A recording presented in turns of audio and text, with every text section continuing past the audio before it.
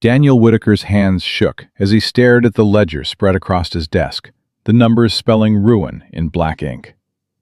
Behind him, the woman he'd hired 3 weeks ago as a ranch cook stood with her arms crossed, her voice steady and unafraid. "You're being robbed blind, Mr. Whitaker. Every supplier, every buyer. They see a desperate man, and they're bleeding you dry." He turned slowly, anger and shame warring in his chest. "You telling me how to run my ranch now?" She didn't flinch. "No, I'm telling you how to save it. Before we continue, please subscribe to this channel and stay with me until the very end. Comment below with your city so I can see how far this story has traveled." 3 weeks earlier, Daniel Whitaker had stood in that same office, staring at that same ledger, feeling the walls of Red Creek Ranch closing in around him. The summer heat pressed through the windows like a physical thing, and the numbers on the page swam in front of his eyes. $2,300 in debt. Suppliers demanding payment. Feed bills stacking up. And the cattle prices dropping every week. He closed the ledger with more force than necessary, the sound echoing in the empty room. Outside, boots scraped against the porch boards. His foreman, Tom Crawford, appeared in the doorway, his weathered face creased with worry. "Boss, there's a woman here asking for work." Daniel didn't look up. "We're not hiring." "I told her that. She's still waiting." Something in Tom's tone made Daniel pause. His foreman wasn't a man easily impressed. "What kind of work?" "Says she can cook." Daniel laughed, the sound bitter in his throat. "Tom, we can barely pay the hands we got. I'm not bringing on a cook." "You might want to hear her out." Tom shifted his weight, uncomfortable. "She walked here from town, in this heat, carrying everything she owns." Daniel felt a familiar weight settle in his chest. Another person desperate enough to walk 5 miles in the Texas summer. Another person looking for something he couldn't give. But he rose from his chair anyway, because that's what you did when someone walked that far. She stood in the yard, a worn leather suitcase at her feet, her dark dress dusty from the road. She wasn't young, maybe 35, maybe 40, but she held herself with a stillness that made Daniel take a second look. No fidgeting, no nervous glances, just steady eyes that met his without apology. "I'm Eliza Hart," she said. "I heard you might need a cook." Daniel crossed his arms. "You heard wrong." "I don't think I did." Her voice was calm, educated, out of place in a ranch yard. "You have 8 men working this ranch. They're eating whatever they can throw together themselves, which means they're eating poorly, which means they're working poorly. A good cook costs money, but a bad diet costs more." The assessment was so direct, it took him off guard. "Ma'am, I appreciate you walking out here, but how much are you losing to spoiled food?" she interrupted. "Improperly stored supplies? Men too sick or tired to work a full day?" Daniel felt his jaw tighten. "That's not your concern." "It's not, but it could be." She picked up her suitcase. "I'm not asking for charity, Mr. Whitaker. I'm proposing a business arrangement. I cook. I organize your kitchen. I reduce waste. You pay me room, board, and $10 a month." $10. It was half what he'd paid his last cook, and that man had been mediocre at best. Daniel studied her face, looking for the catch. "Why so cheap?" "Because I need a place to stay more than I need money right now." The honesty in that statement cut through his suspicion. He'd been there himself, desperate enough to take whatever was offered. "Where are you coming from?" "Chicago." "Long way." "Yes." She didn't elaborate, and something in her posture told him not to push. Whatever had brought Eliza Hart from Chicago to a failing ranch in Texas, it wasn't a story she planned to share. Tom cleared his throat. "Boss, the men are complaining again about the food." Daniel closed his eyes briefly. The truth was, his ranch hands were eating beans and hardtack because he didn't have time to cook, and they didn't have skill. 2 men had already quit, citing the conditions. He couldn't afford to lose more. 2 weeks, he said finally. Trial period. If it doesn't work out, you move on. No hard feelings.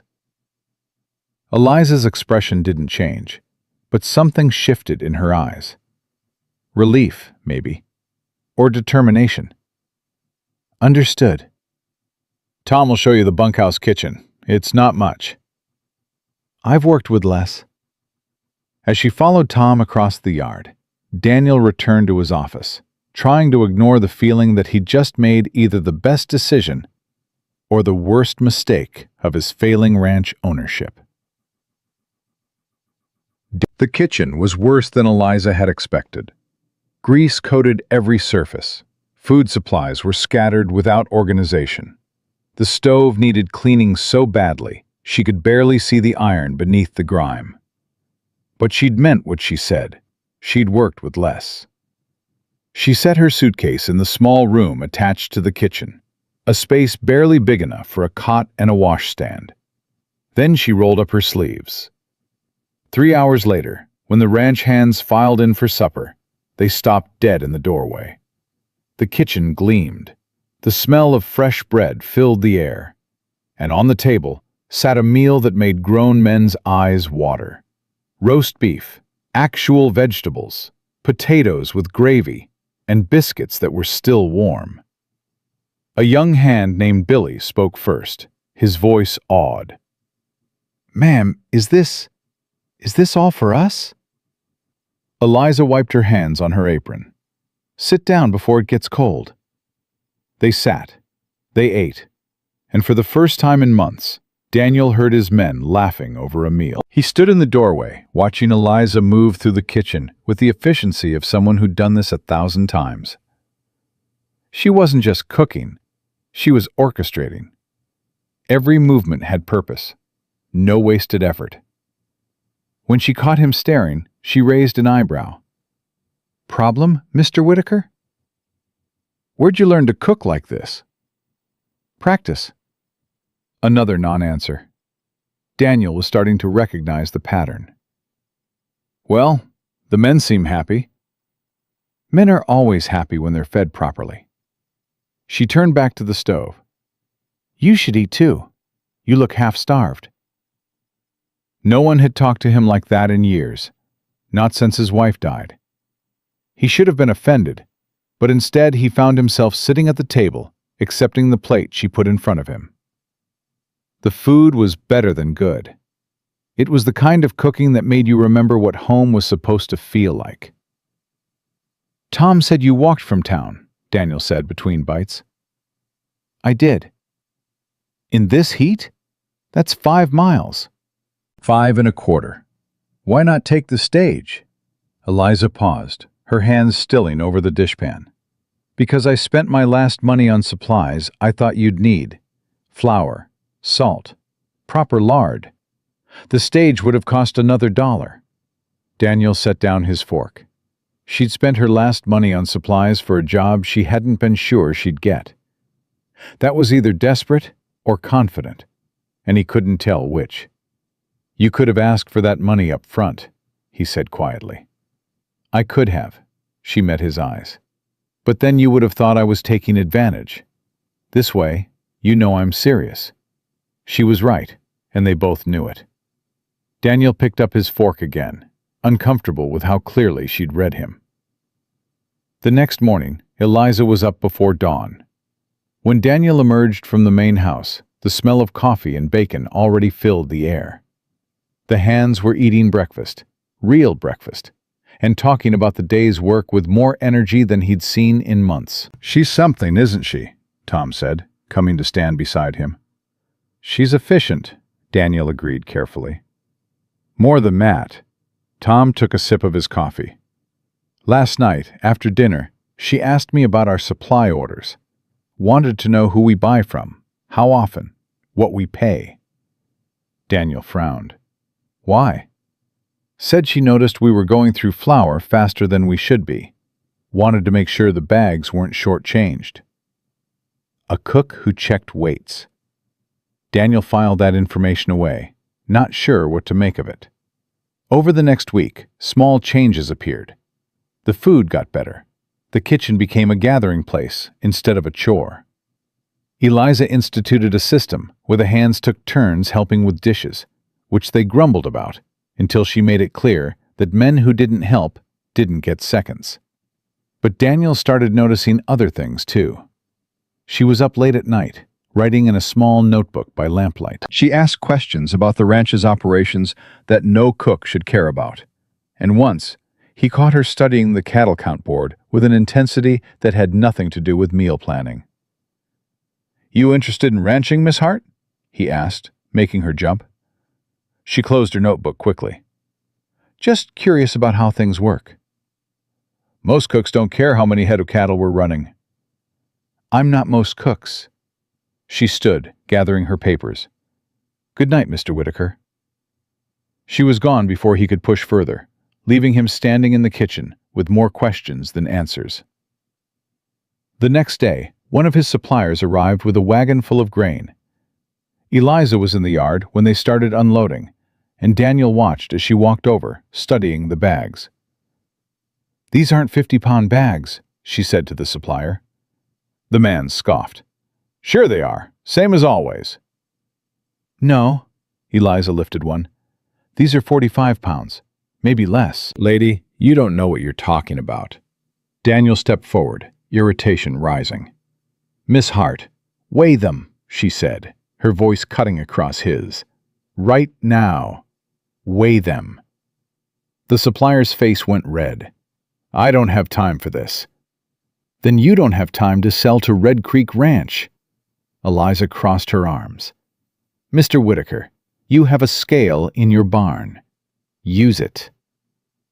Daniel looked between them, caught between annoyance at being told what to do on his own property and curiosity about why she was so certain. "Tom, bring out the scale." 5 minutes later, the supplier was climbing back onto his wagon, furious, having been proven wrong. Every bag was underweight. Every single one. "You want to explain how you knew that?" Daniel asked when they were alone. Eliza brushed dust from her hands. "You lift enough 50-pound bags, you learn to feel the difference." "And you've lifted that many bags because—" "Because I worked in a hotel in Chicago, Mr. Whitaker. A large one. With a kitchen that fed 300 people a day. I know when someone's cheating on weights." The information hit him like cold water. A hotel kitchen. 300 people a day. This wasn't a woman who'd learned to cook at home. This was a professional. "Why didn't you say that when you asked for work?" "Because you wouldn't have believed me." She met his eyes. "A woman shows up alone, claims she managed a major hotel kitchen, asks for a job on a failing ranch? You would have thought I was lying, or crazy, or both." "I might have given you a chance." "No." Her voice was gentle but firm. "You would have seen me as a risk, someone overqualified who'd leave at the first opportunity. So I showed you what I could do instead of telling you." Daniel felt something shift in his chest, a recognition he didn't want to name. She'd been managing him from the first moment, reading him, presenting herself in the way most likely to get what she needed. It should have made him angry. Instead, he felt something closer to respect. "That supplier's been shortchanging me for how long?" he asked. "I'd guess months, maybe longer." "How much money has that cost me?" "Enough to matter." Eliza hesitated. "Mr. Whitaker, if you'd allow me to review your supply accounts, I could tell you exactly how much." There it was, the real offer. She wasn't just asking to cook. She was asking to help run his ranch. Daniel should have said no, should have kept her in the kitchen where she belonged. But the truth was, he was drowning, and she was offering a rope. My office, he said. Tonight, after dinner. Bring that notebook you've been writing in. Something flickered across her face. Surprise, maybe, or vindication. I'll be there. That night, Eliza spread her notebook on Daniel's desk with hands that didn't quite shake. She'd been taking notes since her second day, observations she'd made while shopping in town, while talking to the hands, while watching how the ranch operated. Now she laid it all out. Your feed supplier is overcharging by 15%, she said. I compared your invoices to the general store prices. You're paying premium rates for standard grain. Daniel stared at the numbers. How did you get my invoices? Tom showed them to me. I asked. You asked my foreman to show you my private business records? I asked if there was anything I should know about the ranch's supply needs. He thought I meant for cooking. Eliza's voice was steady. I didn't correct him. The honesty of that admission surprised him. She could have lied, made it sound innocent. Instead, she owned it. Keep going, he said. Your cattle buyer in Fort Worth is cheating you. He's recording lower weights than actual and pocketing the difference. I spoke to one of the hands who went on the last drive. He described the process. The numbers don't match. Daniel's hands clenched on the desk. That's a serious accusation. It's a serious crime. She flipped a page. Your fence supplier sold you barbed wire that's substandard. Half of it's already breaking. And your neighbor, Mr. Briggs, has been quietly buying up your water rights whenever they come available. What? Check the county records. 3 parcels in the last 18 months, all upstream from your best grazing land. He's positioning himself to control your water supply. Daniel stood abruptly, the chair scraping against the floor. He walked to the window, his mind racing. If what she was saying was true, if even half of it was true, then he wasn't just failing. He was being systematically destroyed. Why are you telling me this? His voice came out rough. Because this ranch gave me a chance when I had nowhere else to go. Eliza closed her notebook. And because watching someone lose everything to men who cheat makes me angry. He turned to face her. You don't even know me. No, but I know what it's like to start over with nothing. I know what it's like when people assume you're less than you are because of who you are. Her eyes held his. And I know that you're a decent man trying to do right by your people, even when it's killing you. The words hit too close to truth. Daniel looked away, throat tight. What do you want? He asked. Really want, not just room and board. Eliza was quiet for a long moment. I want to help fix this. I want to use the skills I have.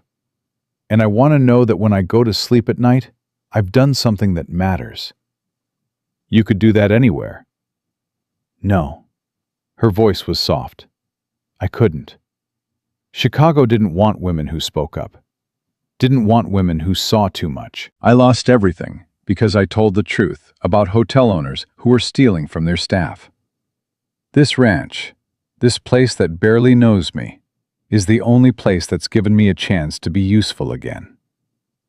Daniel felt something crack in his chest. He understood that feeling, that desperate need to matter, to be more than your failures. All right, he said. Show me what to do. Eliza's face transformed. Not quite a smile, but something close. She opened her notebook again. First, we document everything. Every supplier, every buyer, every transaction. Then we find alternatives. And then, she paused. Then we go to Fort Worth ourselves on the next cattle drive. We expose the buyer, we find honest business, and we start rebuilding. Briggs won't like that. Briggs, Eliza said calmly, can go to hell." Despite everything, Daniel laughed. It felt strange, that sound coming from his throat. "You're dangerous, Miss Hart." "Only to people who deserve it, Mr. Whitaker." They worked until past midnight, going through every account, every record, every scrap of paper that documented Red Creek Ranch's business. And with every page, Daniel felt the knot in his chest loosen slightly. For the first time in 2 years, he wasn't alone in this fight. When Eliza finally stood to leave, she paused at the door. "Mr. Whitaker, I need to say something." "Daniel, if we're going to be business partners, you should call me Daniel." "Daniel." She tested the name. "I'm not here to take anything from you. I'm here to help you keep what's yours. I need you to believe that." He did believe it. That was the strange part. This woman he'd known for less than 2 weeks. He trusted more than men he'd done business with for years. "I believe you, Eliza." She nodded once and left, closing the door softly behind her. Daniel sat alone in his office, staring at the ledgers spread across his desk. 3 weeks ago, he'd been alone, drowning, ready to give up. Now he had an ally, a woman who'd walked 5 miles in the Texas heat because she needed a second chance. And somehow, without either of them planning it, she was becoming the best decision he'd made since inheriting this ranch. Outside, the Texas night pressed against the windows, hot and vast and full of stars. Somewhere in the darkness, Calvin Briggs was planning his next move. Somewhere in Fort Worth, a corrupt buyer was counting his ill-gotten gains. And somewhere upstream, water flowed past land that Briggs now controlled. Land that could strangle Red Creek Ranch if used the right way. But inside this office, with Eliza's neat handwriting filling pages of evidence and strategy, Daniel felt something he hadn't felt in years. Hope. And that, he was learning, was more dangerous than anything else. Because hope made you fight back. The fighting back started at dawn, when Eliza knocked on Daniel's office door with a list of every supplier within 50 miles and their actual prices. "We're switching feed providers today," she said, setting the paper on his desk. "Miller's Feed in Austin will deliver for 20% less than what you're paying now. I already sent them a telegram." Daniel looked up from his coffee. "You sent a telegram? With whose authority?" "Yours. I signed your name." She didn't even blink. "If you want to fire me for it, do it after the feed arrives. You'll save money either way." He should have been furious. Instead, he found himself fighting a smile. "You're impossible." "I'm efficient. There's a difference." She pulled out a chair and sat without being invited. "We also need to talk about the cattle drive. It's scheduled for 6 weeks from now.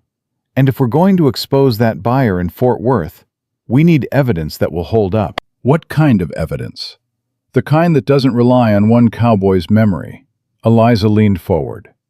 "We need weights, documented weights, from a scale that can't be disputed. Which means we need to bring our own scale to Fort Worth." Daniel set down his coffee. "That'll cost money we don't have." "The hardware store in town rents them. $15 for the trip." $15 might as well be $1,500 right now. "Then we make it." Eliza's voice was calm, matter-of-fact. "We have 6 weeks. We cut costs, we sell what we can spare, and we save every penny. It's possible." "You sound very sure of that." "I am sure, because I've already started." She pulled another paper from her pocket. "Yesterday, I sold your surplus salt pork to the hotel in town. Got $8. I also negotiated with the blacksmith. He'll repair your tools for half price if we supply him with beef once a month. That's another $6 saved right there." Daniel stared at her. "You did all that yesterday?" "I did all that yesterday morning. In the afternoon, I convinced Tom to let me reorganize the tack room. Found 3 saddles you'd forgotten you owned, and 2 bridles worth repairing. We can sell those." "Eliza," he stopped, not sure what to say. "You're supposed to be cooking." I am cooking.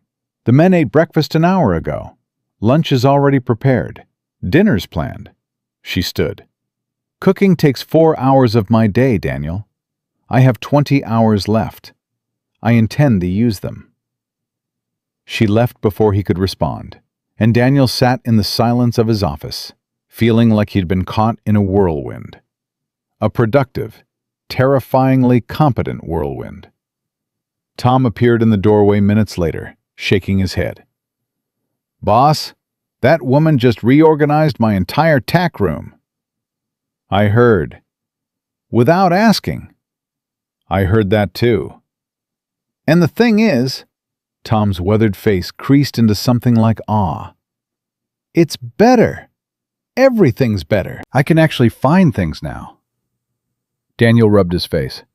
"She's going to reorganize this entire ranch whether we like it or not, isn't she?" "I think she already has, boss. We just haven't noticed yet." Over the next 2 weeks, Eliza proved Tom right. She didn't ask permission. She didn't wait for approval. She simply fixed things. The mess in the barn where tools disappeared? Fixed. She created a system. The rotation schedule for the hands that left gaps in coverage? Fixed. She rewrote it. The supplier who'd been delivering short on nails for 3 months? Fixed. She called him out in front of his own workers, got a refund, and switched to a competitor. The ranch hands stopped grumbling about a woman giving orders and started coming to her with problems. Daniel heard Billy asking Eliza's advice about saving money to buy his own horse someday. Heard old Jack asking her opinion on the best way to treat a rope burn. Heard Tom himself asking if she'd look at the feed schedule because something felt off. She was becoming the heart of Red Creek Ranch, and she'd been there less than a month. But it was the moment Daniel found her in the barn, teaching young Billy how to read, that something shifted in his chest. "You don't have to do this," Daniel said quietly, not wanting to interrupt. Eliza glanced up from the primer open on the hay bale between them. "He asked. I said yes." "I can't pay you extra for teaching." "I didn't ask you to." She turned back to Billy. "Sound it out. You know this word." Ranch," Billy stammered, his face flushed with effort. "Perfect. Next line." Daniel retreated, but the image stayed with him. Eliza Hart, hotel manager from Chicago, sitting in a dusty barn teaching a barely literate cowboy to read because he'd asked. That night he found her in the kitchen again, going through the books by lamplight. "You should rest," he said. "So should you, but here we are." She didn't look up from the ledger. "We're $4 short on the feed payment. I can't figure out where it went." Daniel pulled up a chair. "Show me." They found the discrepancy 20 minutes later, a calculation error from 3 months ago that had compounded. $4 that had simply disappeared into bad math.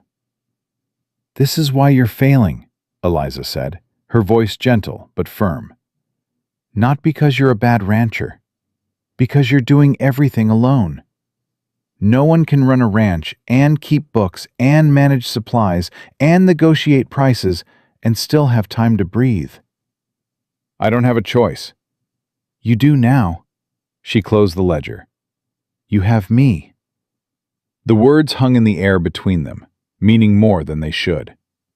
Daniel felt something warm and dangerous unfurl in his chest. "Why are you really doing this?" he asked. "The truth, Eliza. Not the answer you think I want to hear." She was quiet for a long moment, her hands resting on the closed ledger. "Because in Chicago, I was good at my job, the best they had, and they destroyed me for it anyway."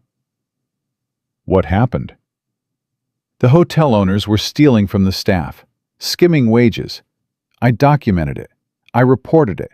And they fired me, blacklisted me, made sure I'd never work in another hotel again." Her voice was steady, but pain flickered in her eyes. "They told everyone I was a troublemaker, a liar, a woman who didn't know her place." Daniel felt anger rise in his throat. So you came to Texas? I came to Texas because no one here knows my name. No one here has heard the lies. She met his eyes. And because out here, maybe my work could speak louder than their rumors. It does, Daniel said quietly. It already does. Something passed between them in that moment, an understanding that went deeper than words. They were both survivors, both fighting to prove they were more than their worst moments. The sound of hoofbeats shattered the moment. Daniel was on his feet instantly, hand moving toward the rifle on the wall. Riders arriving after dark meant trouble. Tom burst through the door, his face grim. "Boss, it's Briggs. He's here with 5 men." Eliza stood, her expression hardening. "Stay inside. Let me talk to him first." "Like hell," Daniel said, already moving toward the door. Calvin Briggs sat astride a massive black horse, his face shadowed by his hat brim. Behind him, 5 cowboys spread out in a clear show of force. He was a big man, barrel-chested, with a kind of smile that never reached his eyes.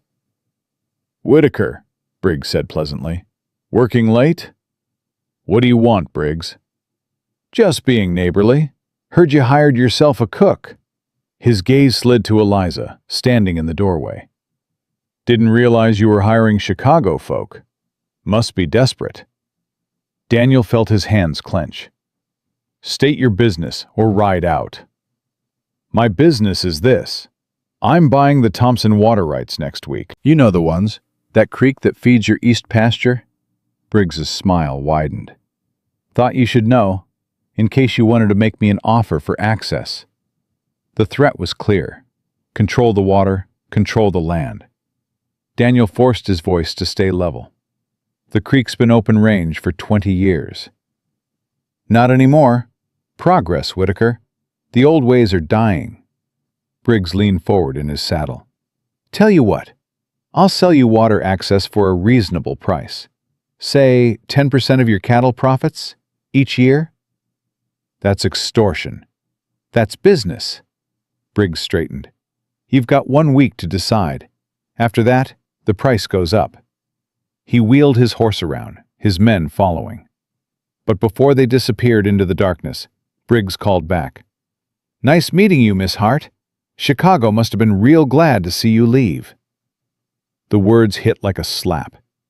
Eliza's face went white, then red. Daniel started forward, fury burning in his veins, but she grabbed his arm. "Don't," she said quietly. "That's what he wants." They watched the riders disappear into the night. Tom spat into the dirt. "Boss, we can't let him—" "I know," Daniel said. "Eliza, inside, now." Back in the office, Daniel paced while Eliza stood very still, her arms crossed tight across her chest. "How did he know about Chicago?" Daniel demanded. "Someone talked. Someone always talks." Her voice was flat, emotionless. "It doesn't matter." "It does matter. He's trying to rattle you." "He succeeded." She looked at Daniel, her eyes blazing. "But that doesn't change what we have to do. We can't afford his water access, which means we need to stop him from buying those rights." "How? The sale's in 1 week. We don't have the money to outbid him." "No, but we have something better." Eliza moved to the desk, spreading out a map of the county. "We have the law. Those water rights are attached to land that has an easement. Old Spanish land grant. If someone challenges the sale on historical grounds, it gets tied up in court for months." Daniel stared at her. "How do you know that?"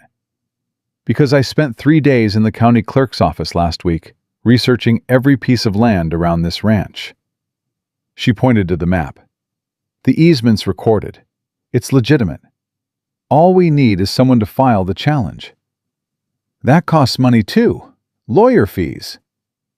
"Not if we do it ourselves. I can write the filing. You can submit it." She looked up at him. "It won't stop him forever, but it'll buy us time. Time to get to Fort Worth. Time to expose the buyers.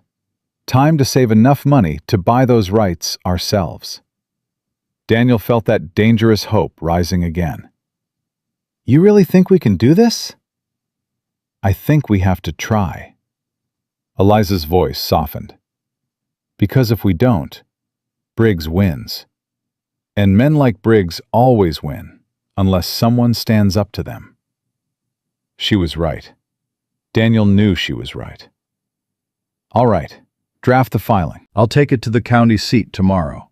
No, Eliza shook her head. You need to stay here. Keep the ranch running. I'll take it. Eliza, I'm not afraid of him, Daniel. And I'm not afraid of what people in Chicago said about me. Her chin lifted. Let him try to rattle me again. I'll rattle back. The next morning, Eliza rode out before dawn with the filing tucked in her saddlebag and a determination in her eyes that made Daniel's chest tight with something he didn't want to name. She returned at dusk, dusty and tired, but victorious. Filed. The clerk said Briggs is going to be furious. Good, Daniel said. Let him be furious. That night, they celebrated with the ranch hands. A small celebration, just better food and Tom breaking out a bottle of whiskey he'd been saving. Billy played harmonica. The men sang old trail songs. And for the first time in years, Red Creek Ranch felt like a home instead of a burden. Daniel watched Eliza laughing at one of Tom's terrible jokes. Her face flushed from the heat and the whiskey, and felt something crack open in his chest. She belonged here. In this moment, in this place, she belonged. She caught him staring and raised an eyebrow. He raised his glass in response. She smiled, and Daniel felt like he'd been punched. The moment shattered when a rider came thundering into the yard, his horse lathered and wild-eyed. It was Pete, one of the hands who'd been checking the north fence line. "Boss!" Pete nearly fell from his saddle. "The fence! Someone cut it! Deliberately! Half the cattle in the north pasture are gone!" The celebration died instantly. Daniel was moving before Pete finished speaking, calling for horses, for men, for lanterns. Eliza appeared at his side, her face grim. "How many head?" she asked Pete. "At least 40, maybe more." 40 head of cattle. At current prices, that was nearly $600. Money they desperately needed, money they couldn't afford to lose. "Briggs," Tom spat. "Had to be Briggs." "We don't know that," Daniel said, even as fury burned in his gut. "Pete, show us where." They rode out in the darkness, lantern swinging, and found the fence cut clean, not broken, not damaged by cattle, but deliberately severed. The cuts were too neat, too precise. This was sabotage. Eliza dismounted, studying the ground by lantern light. "The tracks go north, toward Briggs's land." "We can't prove it was him," Daniel said through clenched teeth. "No, but we can follow the tracks." Eliza swung back into her saddle. "If the cattle crossed onto his property, we have a right to retrieve them." "And if he claims they're his?" "Then we fight him on it." Her voice was steel. "I'm not letting him steal from us, Daniel. Not without a fight." They tracked the cattle north for 2 hours before finding them in a box canyon on the edge of Briggs's land. Not quite on his property, but close enough that in another few hours they would have been. Daniel felt cold certainty settle in his bones. This was planned. Briggs had cut the fence, driven the cattle, and would have claimed them come morning. "Get them moving," he told his men. "Back to Red Creek, now." They worked through the night, driving the frightened cattle home, repairing the fence with materials they couldn't afford to replace. By the time the sun rose, Daniel was exhausted, filthy, and angrier than he'd been in years. Eliza found him in the barn as he was unsaddling his horse, her own face drawn with fatigue. "He's escalating," she said quietly. "I know. This won't be the last time." "I know that too." Daniel pulled the saddle off, his movements rough. "But what am I supposed to do? I can't watch every inch of fence every night. I can't guard the cattle 24 hours a day. No, but you can make him pay for it when he tries again. Eliza moved closer. The next time he pulls something like this, we document it. We get witnesses. We build a case. And when we get to Fort Worth, we make sure everyone knows what kind of man Calvin Briggs really is. Daniel looked at her. This woman who'd walked into his life a month ago and turned everything upside down. She should have been scared. Should have run. Instead, she was planning strategy like a general preparing for war. "You're not what I expected," he said. "Neither are you." Her smile was tired, but real. "I expected a broken man ready to give up. Instead, I found someone worth fighting for." The words hit him square in the chest. Fighting for. Not fighting with. For. "Eliza, don't," she said softly. "Don't say whatever you're about to say. Not yet. Not until this is over and we know we've won." She left him standing in the barn, heart pounding, hands shaking with exhaustion, and something that felt dangerously like hope mixed with longing. The next 4 weeks blurred together in a haze of work and preparation. They saved money. They cut costs. They prepared for Fort Worth. And every day, Eliza proved herself indispensable. She negotiated a better price with the feed supplier. She caught another vendor trying to cheat them on weights. She reorganized the entire cattle rotation to maximize grazing efficiency. She taught 3 more ranch hands to read. She balanced the books to the penny. And somehow, in the middle of all that, she made Red Creek Ranch feel like a place worth saving. The trust between them deepened into something neither of them wanted to name. Daniel found himself seeking her opinion on decisions that had nothing to do with cooking or supplies. Found himself sitting with her late at night, talking about everything and nothing. Found himself watching her move through the ranch and feeling grateful she'd walked those 5 miles in the Texas heat. 3 days before the cattle drive, Briggs made his next move. A lawyer arrived with papers claiming Daniel owed him $2,000 for water access going back 5 years. "It's nonsense," the lawyer said apologetically. "But he filed it official. You'll have to respond in court." "Court costs money," Daniel said flatly. "Yes, sir, it does." After the lawyer left, Daniel found Eliza in the kitchen, her hands gripping the counter so hard her knuckles were white. "This is my fault," she said. "The water rights filing. He's retaliating." "This is Briggs's fault," Daniel corrected. "And we're not going to let him win." "How?" She turned to face him, eyes blazing. "We can't afford a lawyer. We can't afford to fight this. And if we lose—" "We won't lose." Daniel moved closer. "Because we're going to Fort Worth in 2 days. We're going to expose those buyers. We're going to make enough money to fight Briggs properly. And we're going to save this ranch." "You sound very certain." "I am certain." He caught her hands, holding them firm.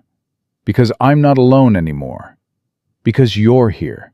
And together, we're stronger than Briggs thinks." Eliza's eyes searched his face, looking for doubt, for lies, for false hope. Whatever she saw there made her nod slowly. "Together," she repeated. "All right, together." The night before the cattle drive, the entire ranch gathered for a final meal. Eliza had outdone herself.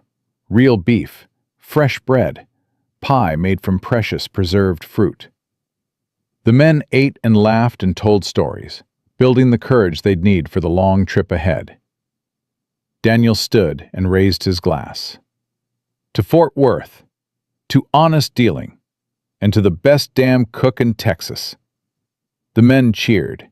Eliza blushed. And somewhere in the darkness beyond the ranch, Calvin Briggs was planning his next move. But inside Red Creek Ranch, surrounded by loyal hands and hard-won hope, Daniel looked at Eliza across the table and knew one thing for certain. Whatever happened in Fort Worth, Whatever Briggs tried next, they would face it together. And that made all the difference. The cattle drive started before dawn, 200 head moving slow and steady toward Fort Worth. 3 days of hard riding ahead. Daniel sat his horse at the front of the herd while Eliza rode beside Tom in the supply wagon, the rented scale hidden beneath canvas in the back. She'd insisted on coming. Daniel had argued for an hour before realizing he'd lost the argument before it started. "You need me there," she'd said simply. "You know it and I know it. Stop pretending otherwise." She was right. He did need her there. But having her on a dangerous 3-day drive, exposed to weather and outlaws and whatever Briggs might try, made his chest tight with worry he had no right to feel. Billy rode up beside him as the sun cleared the horizon. "Boss, Miss Eliza's asking about the water schedule. Says we're carrying too much weight in the barrels." Of course she was. Daniel turned his horse back toward the wagon. Eliza looked up from the ledger balanced on her lap, her hair already coming loose from its pins in the wind. "We're carrying 40 gallons more water than we need. It's slowing us down." "We need water for 3 days." "We need water for 2.5 days. There's a creek at the halfway point. I checked the maps." She showed him the route, her finger tracing the line. "We dump half this water now, we move faster, and we refill tomorrow night." Tom shook his head admiringly. "She's right, boss. That creek runs year-round." "Fine, dump the excess." Daniel caught Eliza's eye. "Anything else you want to reorganize about this drive?" "Several things, but I'll save them for when you're less annoyed." Her smile was small, knowing. He wasn't annoyed. He was terrified. Terrified she'd get hurt. Terrified she'd realize how much he'd come to depend on her. Terrified that after Fort Worth, everything would change, and he didn't know how. They made good time that first day, the cattle settling into an easy rhythm. But as the sun began to set, one of the hands rode in fast from the rear, his face tight with alarm. "Boss, we got riders following us. Been trailing for the last hour."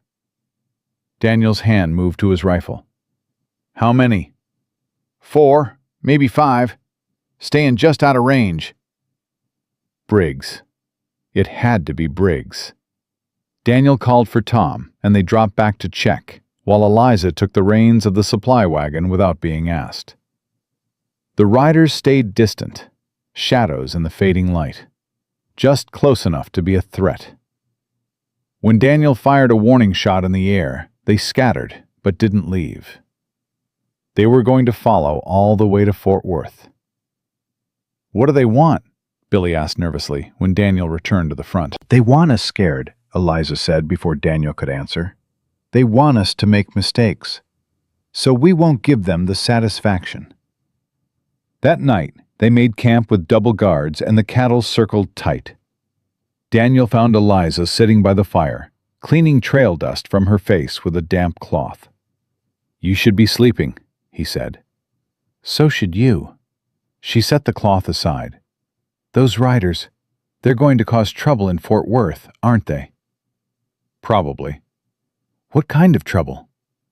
Daniel sat down beside her, close enough to feel the heat from her shoulder. "The kind where they tell the buyers we're desperate, drive down our price, maybe start a bidding war that we can't win." "Then we don't let them talk first."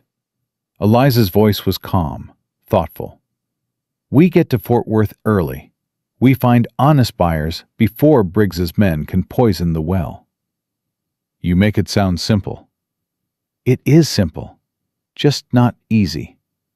She looked at him, firelight catching in her eyes. "Nothing worth doing is ever easy, Daniel. You know that." He did know it, had known it since his wife died, and left him with a failing ranch and no idea how to save it. But having Eliza say it made it feel possible instead of overwhelming. "If this goes wrong in Fort Worth," he started. "It won't. But if it does..." Then we figure out the next step, she cut him off gently. Stop planning for failure. Start planning for what we do when we win. When, not if. The certainty in her voice steadied something in his chest. The second day brought harder riding. 2 steers broke from the herd and had to be chased down. The creek Eliza had promised was there, but lower than expected, and they had to water the cattle in shifts that took hours. The following riders got closer, bold enough now that Daniel could see their faces. One of them was Briggs's foreman, a mean-eyed man named Rake, who'd been thrown off 2 ranches for cheating at cards. They're not even hiding anymore, Tom muttered, watching the riders circle. Good, Eliza said. Let them get comfortable. Comfortable men make mistakes. She was thinking 3 steps ahead, always. Daniel watched her make notes in her ledger, tracking every mile, every expense, every detail they'd need in Fort Worth. She'd prepared for this like a general preparing for battle. That night, as they made camp within sight of Fort Worth's distant lights, Rake rode in alone, his hands visible and empty. "Got a message from Mr. Briggs," he called out. Daniel stepped forward, rifle loose in his hands. "Speak." "Mr. Briggs says he'll buy your herd right now. Fair price. Save you the trouble of dealing with the Fort Worth buyers." "What's fair price?" $18 a head. The number landed like a slap. Market price was $25, maybe $30 if you negotiated well. 18 was insultingly low. "Tell Briggs," Daniel said slowly, "to go to hell." Rake's smile was ugly. "Suit yourself. But those buyers in Fort Worth, they already know you're coming. They already know you're desperate. You won't get better than 15. He wheeled his horse around. "Offer's good till morning. After that, you're on your own." He rode off into the darkness, leaving silence behind. Billy spoke first, his voice shaking. "Boss, is that true? Did Briggs already talk to the buyers?" "Probably," Daniel admitted. "Then what do we do?" Every eye turned to him, waiting. His men, his cattle, his future, all of it balanced on whatever he said next. The weight pressed down like physical force. Eliza stood, brushing dust from her skirt. "We do exactly what we planned. We weigh the cattle on our scale. We document everything. And we find buyers who care more about honesty than Briggs's threats." She looked at Daniel. "Unless you want to sell to him for $18 a head and let him win?" The challenge in her voice sparked something in his chest. "We don't sell to Briggs. Not for 18. Not for anything." "Good." Eliza turned to the hands. "Get some sleep. Tomorrow, we show Fort Worth what Red Creek Ranch is made of."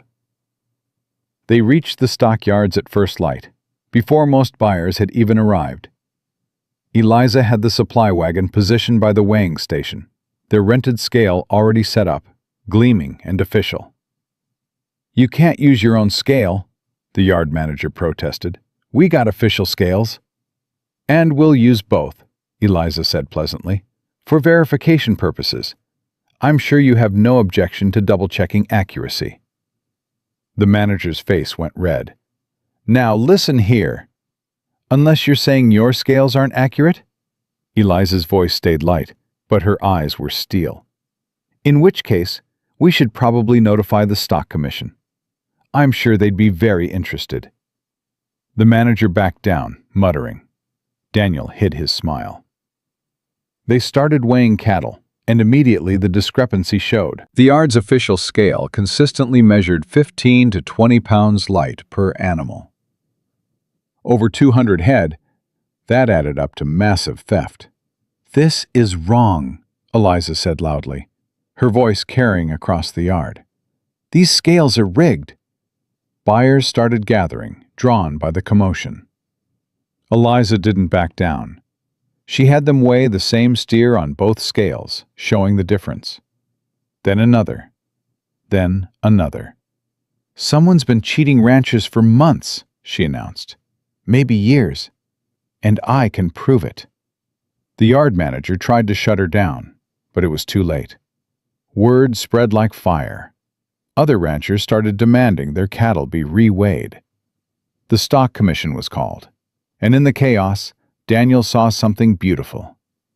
Honest buyers stepping forward, disgusted by the corruption, eager to do legitimate business. Within 2 hours, Daniel had 3 competing offers. Real offers. $28 a head from a buyer out of Kansas City who'd been looking for an honest supplier. "This is better than we hoped," Tom said, his voice awed. But Eliza was frowning at something across the yard.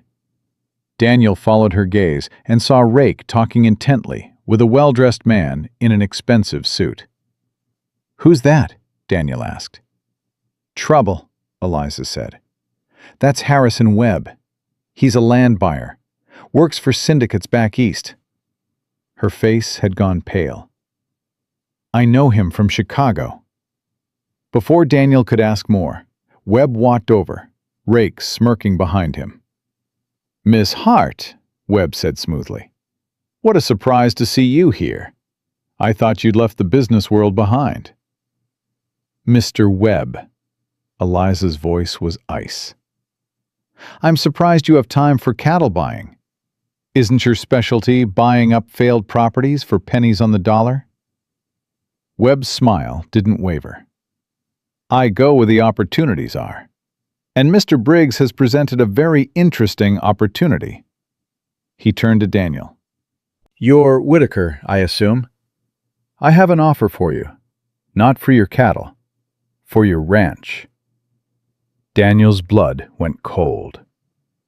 "Red Creek's not for sale. Everything's for sale at the right price. I'm authorized to offer you $15,000, full payment, immediate transfer. You walk away with cash and no debt." $15,000 sounded like a fortune, but the ranch was worth twice that, maybe more if properly managed.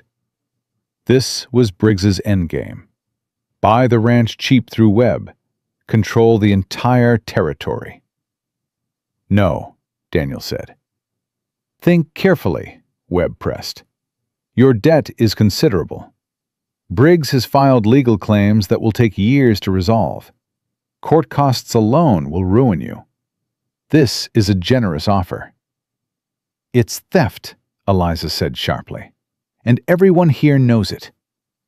Webb's eyes hardened. "Miss Hart, you should be careful. Your reputation is already questionable. I'd hate for people to learn the full truth about Chicago." The threat hung in the air. Eliza went very still, and Daniel felt rage burn through him. "Get off my property," he said quietly. "This isn't your property. This is a public stockyard." Webb pulled papers from his coat. "But this paperwork says that Red Creek Ranch will be mine by the end of the month. Briggs is foreclosing. The debt payment you missed last month? That triggered the clause. You're done, Whitaker." The words hit like bullets. Daniel's mind raced. He hadn't missed a payment. He'd made every payment, even if they were barely on time. Eliza grabbed the papers, scanning them rapidly. Her face changed, shifting from shock to fury to something that looked almost like vindication. "This is fraud," she said. "These documents are dated wrong. The payment wasn't due until next week, and there's no legal foreclosure notice." "The notice was filed," Webb said coldly. "Where? Show me the county records." Webb hesitated, just for a second. That hesitation told Eliza everything. "You haven't filed anything," she said. "You're bluffing. Briggs is bluffing. There is no foreclosure." "There will be," Webb said. "The paperwork is in progress." "Then it's not legal yet." Eliza's voice was sharp, triumphant. "Which means this ranch is still Daniel's. and you have no authority here." Webb's face darkened. "This isn't over." "No," Eliza agreed. "It's not. Because I'm going to make sure everyone knows what you tried to do here. Every rancher, every buyer, every honest businessman in this territory. You and Briggs are done cheating people." Webb left, Rake trailing behind him, but the threat lingered. Daniel turned to Eliza, his heart pounding. "Is it true? There's no foreclosure?" "Not yet, but he's right that they're working on it." Her hands trembled slightly as she folded the papers. "We have maybe 2 weeks before they make it legal. Maybe less." "What do we do?" Eliza looked at him, something fierce and determined in her eyes. "We fight." But not the way they expect. She disappeared for an hour after that, leaving Daniel to finalize the cattle sale with the Kansas City buyer. $28 a head, certified weight, payment in cash. It was the best deal Red Creek Ranch had seen in years. When Eliza returned, she had a lawyer with her, a sharp-eyed woman named Ruth Morrison, who listened to the whole story with increasing anger. "This is actionable," Morrison said. "Attempted fraud, conspiracy to defraud, possibly extortion. I can file complaints that'll tie Briggs up in court for months." "How much will that cost?" Daniel asked. "For a case this clear? I'll do it on contingency. If we win, I take a percentage of damages. If we lose, you owe me nothing." Morrison smiled grimly. "I hate men like Briggs. They give legitimate business a bad name." "Do it," Eliza said. "File everything." They worked through the afternoon, documenting everything: the rigged scales, Webb's threats, the fraudulent foreclosure papers. By sunset, Morrison had enough evidence to bury Briggs in legal trouble. But Eliza wasn't finished. That evening, she found Daniel at the hotel where they'd taken rooms for the night. Her face was set in an expression he'd never seen before. Determined, almost reckless. "I need to tell you something," she said, "and you're not going to like it." Daniel's stomach dropped. "What did you do?" "I bought Red Creek Ranch." The words didn't make sense. Daniel stared at her, trying to process. "What?" "The debt contract had a clause, a buyout clause. If anyone pays the full debt before foreclosure, they can purchase controlling ownership for the amount owed, plus 10%. Eliza pulled out papers, her hands steady now. "I paid it. This afternoon. With money I've been saving since Chicago." Daniel felt like the ground had disappeared beneath him. "You? How much money?" "Enough." She met his eyes. "The ranch is legally mine now. I own controlling interest. Briggs can't foreclose because there's no debt to foreclose on." "You bought my ranch." The betrayal hit like physical pain. "You planned this from the beginning." "No," Eliza's voice cracked. "I planned to save it. That's all I ever planned. But when Webb showed up with those papers, I realized if I didn't act fast, Briggs would take it anyway. This was the only way to keep it from him." "By taking it yourself?" "By protecting it," her eyes blazed. "You think I want to own a ranch? You think I came to Texas to steal from a decent man? I came here because I had nowhere else to go, and then I found something worth saving. Someone worth saving. So yes, I bought the ranch. I bought it so Briggs couldn't have it. I bought it so you could keep building what you started. I bought it because losing it would have destroyed you." The words hung between them, raw and honest. Daniel's mind spun. She owned his ranch. The woman he'd hired as a cook now legally controlled everything he'd worked for. "I trusted you," he said quietly, "and I didn't break that trust." Eliza's voice shook. "Daniel, I'm not keeping it. I'm offering you a partnership. Equal ownership. Equal say in every decision. The ranch stays yours. It just has legal protection now." A partnership. The word felt hollow. You mean you'll let me run my own ranch if I'm good? I mean we run it together, like we've been doing for 2 months. She stepped closer. You're angry. I understand. But think about what I'm offering. We split everything. Profits, losses, decisions. Neither of us can lose it alone because we both own it. And Briggs can't touch it because the debt is paid. With your money.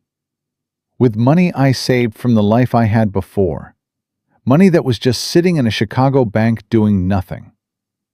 Her voice softened. I didn't do this to control you. I did it because I couldn't stand watching you lose everything to a man like Briggs. Daniel turned away, staring out the hotel window at the Fort Worth streets below. His ranch wasn't his anymore.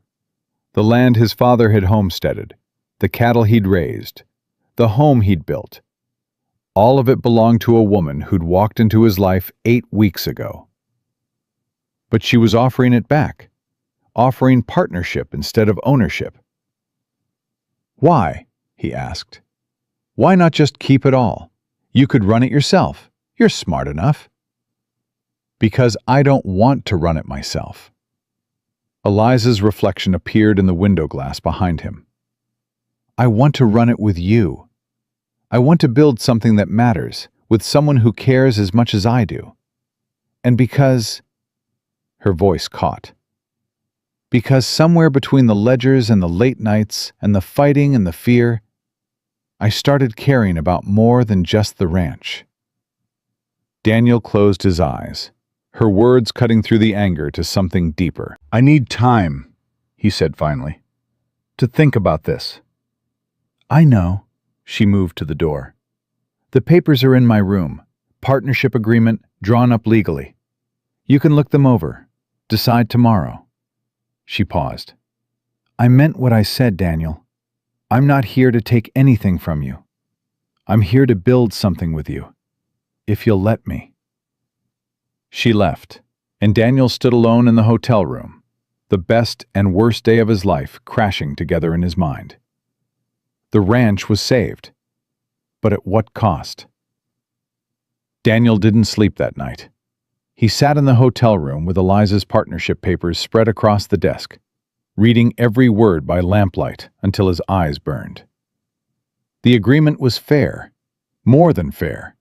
Equal ownership, equal decision-making power, equal profit sharing. There were clauses protecting both of them, clauses ensuring neither could sell without the other's consent, clauses that made it clear this was a genuine partnership, not a takeover disguised as generosity. She'd even included a buyout option. If Daniel wanted to purchase her half within 5 years, she'd sell it to him for exactly what she'd paid. No profit, no interest. It was the kind of contract you wrote when you genuinely cared about protecting someone else's interests as much as your own. Daniel rubbed his face, exhausted and confused. His pride screamed that he should refuse, should find another way, should never accept charity from anyone. But his practical mind, the part that sounded increasingly like Eliza, knew this was the smartest business decision he could make. And his heart, the part he'd been trying to ignore for weeks, knew it was more than business. A knock came at dawn. Daniel opened the door to find Tom standing there, hat in hand. "Boss, there's talk in the stockyards. Webb's spreading word that Red Creek Ranch changed hands. Says you lost it to some Chicago woman who conned you out of everything." Tom's face was grim. "The hands are asking if it's true, if we still have jobs." Daniel felt cold fury settle in his gut. "Tell the men we're having a meeting, 1 hour, everyone." "What should I tell them about? I'll tell them myself." Tom left, and Daniel turned to find Eliza standing in her own doorway across the hall, still in her nightdress and wrapper, her face pale. "He's trying to turn your own men against you," she said quietly. "Against us." "Let him try." Daniel's voice was rough from lack of sleep. "Get dressed. We're settling this now." 45 minutes later, Daniel stood in the Fort Worth stockyard with his entire crew assembled, and half the ranchers in the territory watching from a distance. Webb and Rake stood nearby, with satisfied smirks, clearly expecting a public breakdown. Eliza stood slightly behind Daniel, her hands clasped tight, waiting. "I got something to say," Daniel announced, his voice carrying across the yard. "About Red Creek Ranch and what happened yesterday." The crowd pressed closer. This was the kind of drama people would talk about for months. "It's true that ownership of Red Creek changed hands yesterday," Daniel continued, "but not the way some people are telling it. Nobody conned me. Nobody stole from me. What happened is that a friend saved my ranch from men who were trying to destroy it through fraud and intimidation." Webb's smile faltered. "Miss Eliza Hart used her own money to pay off a debt that was being manipulated by Calvin Briggs and his associates," Daniel said. "She did it to protect the ranch from foreclosure. And then she offered me something I never expected. A genuine partnership. Equal ownership. Equal say. Equal respect." He turned to look at Eliza, and the emotion in his chest nearly choked him. "I spent all night reading that partnership agreement," he said, speaking to her now instead of the crowd. "Looking for the trick. Looking for where you were taking advantage. You know what I found?" Eliza's eyes were bright with unshed tears. She shook her head. "I found a contract that protects me better than I could protect myself. I found terms so fair they're almost foolish. I found a buyout clause that gives me every advantage." His voice roughened. "I found proof that you meant every word you said. You're not here to take anything. You're here to build something." "Daniel," her voice broke. "So yes," Daniel said, turning back to the crowd. "Red Creek Ranch has new ownership. It's owned by a partnership, equal partners, and anyone who has a problem with that can take it up with both of us." The ranchers burst into applause. Not polite applause, genuine approving noise from men who respected honest dealing and hated men like Briggs. Webb's face went purple with rage. "This is fraud! She manipulated him!" "She saved him," Ruth Morrison stepped forward, papers in hand. "And I have documentation of every illegal thing you and Briggs attempted. Attempted fraud, conspiracy, extortion. You want to keep talking, Mr. Webb?" "Because I'm happy to add slander to the list." Webb's mouth opened and closed. Then he turned and stalked away, Rake hurrying after him. Daniel felt something unknot in his chest. It wasn't over. Briggs would try again. Webb would regroup. But for this moment, they'd won. The crowd dispersed, and Tom approached with a grin splitting his weathered face. Bosses, that was something to see." "We're not calling me boss anymore?" Daniel asked. "Don't know what to call two bosses." Tom looked at Eliza. "Ma'am, you planning to keep cooking? Because the men are going to riot if you stop." Eliza laughed, the sound shaky but real. "I'll keep cooking, Tom. That's not changing." "Good. Because Billy's been practicing his reading. Wants to show you." Tom tipped his hat and left them alone. Daniel and Eliza stood facing each other in the stockyard, the morning sun climbing higher, the smell of cattle and dust thick in the air. "You didn't have to do that," Eliza said quietly. "The public declaration. You could have just signed the papers privately."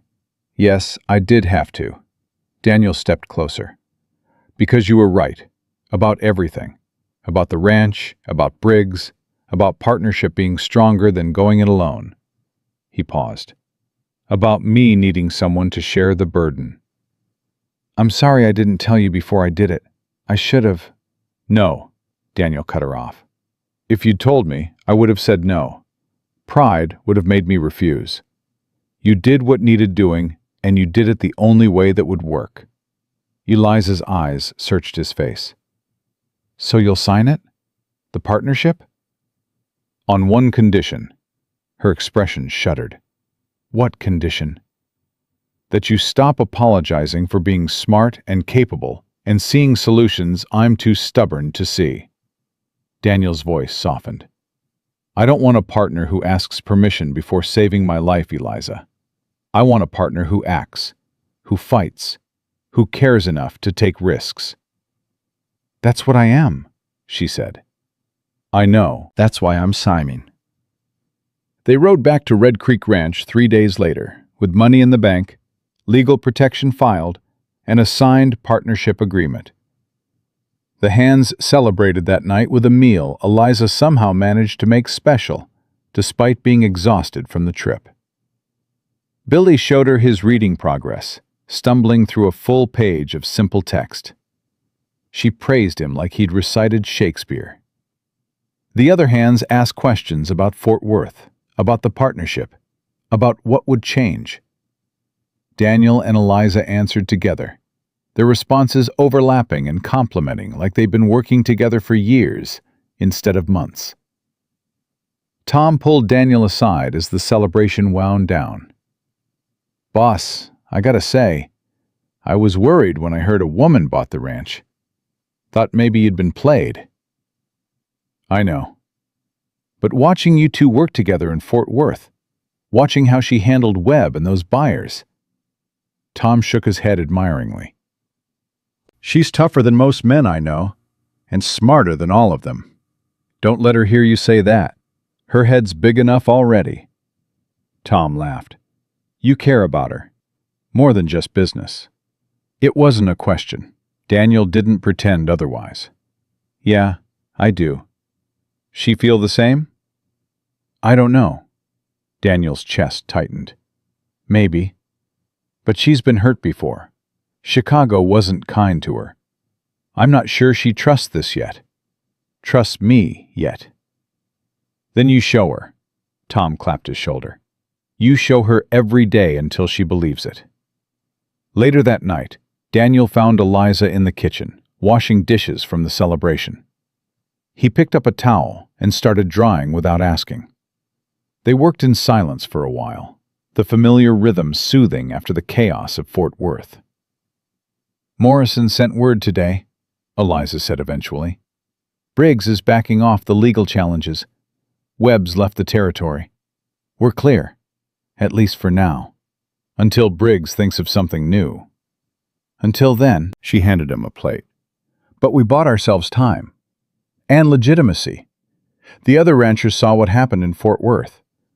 They know we fight honest. Because of you. Because of us, she corrected gently. I couldn't have done any of it without you supporting me, trusting me, even when I made it hard. Daniel set down the plate, turning to face her fully. Eliza, I need to say something. Her hands stilled in the wash water. All right. When you first came here, I thought you were just desperate. Someone running from a bad situation, willing to take any job that came along. He chose his words carefully. But you weren't running from something. You were running toward something. Toward a chance to use your skills. Toward a place that would value what you could do, instead of punishing you for it. Yes, she said softly. And somewhere in the middle of all this, the fighting and the planning and the late nights and the fear, I stopped seeing you as my cook or even as my business partner. His voice roughened. I started seeing you as the person I wanted beside me, not because I needed help running the ranch, because I couldn't imagine running it without you. Eliza's breath caught. Daniel, I'm not saying this to pressure you, he continued. I know you've been hurt. I know trust is hard for you. But I need you to know that when I signed that partnership agreement, I wasn't just agreeing to share a ranch. I was choosing you, choosing us. She pulled her hands from the water, drying them on her apron with shaking fingers. In Chicago, when I spoke up about the theft, the man I thought cared about me stood by and let them destroy my reputation. He said I should have kept quiet, should have known my place. The pain in her voice made Daniel's hands clench. So when I came here, Eliza continued. I told myself I'd never put myself in that position again. Never care about someone enough that their betrayal could destroy me. She met his eyes. But then you gave me a chance. You listened when I talked. You trusted me with real responsibility. And you stood up in front of everyone in Fort Worth and defended me when you could have thrown me to the wolves. I would never. I know, her voice broke. That's what terrifies me, because I'm starting to trust this. Trust you.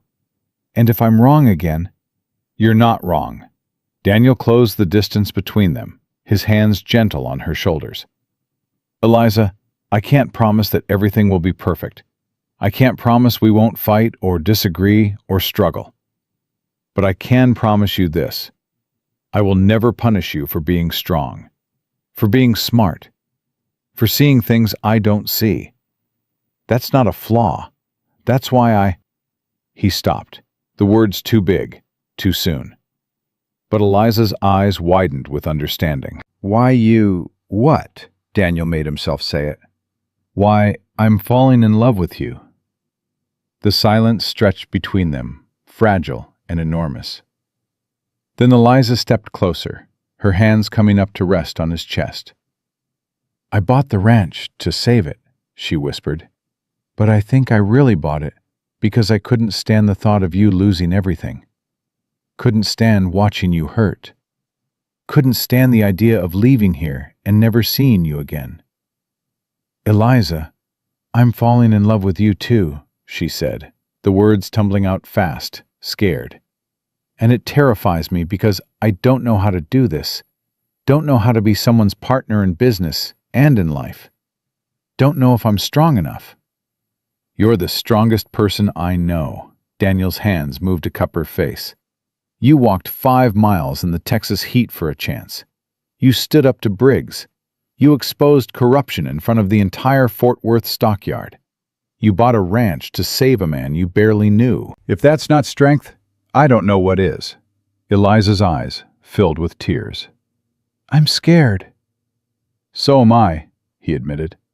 Terrified. But I'd rather be terrified with you than safe without you.